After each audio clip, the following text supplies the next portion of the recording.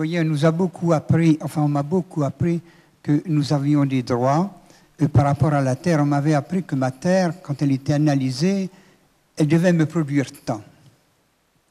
Alors vraiment, je l'ai expérimenté. Et oui, c'est vrai, je considérais que ma terre devait me produire tant.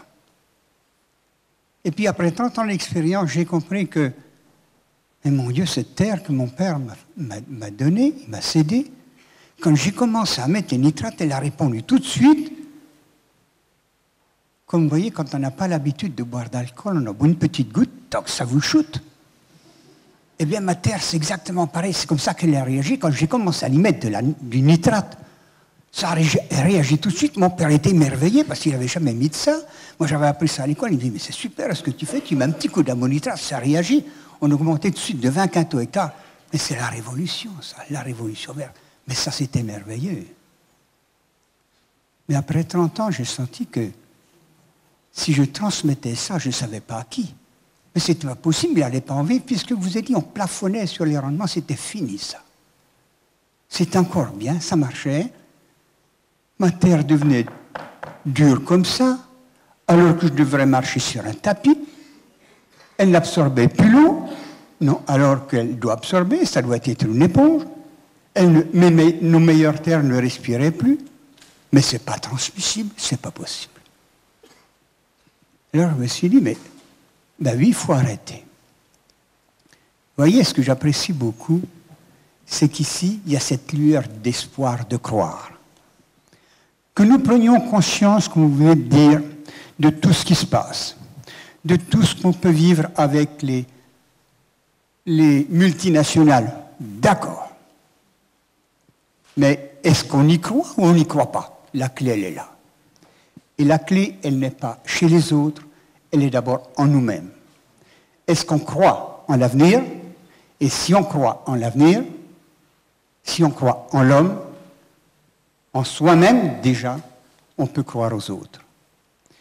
Et c'est le grain de blé que j'ai travaillé, parce que si monsieur et madame Bourguignon, vous avez travaillé sur la vie de la terre, j'ai été amené, au début de ma retraite, à travailler sur la semence de blé que je travaille.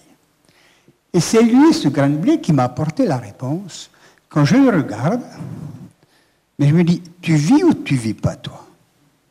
Eh bien, si, la semence de blé, quand je la regarde, elle est en dormance. Et qui me l'éveille?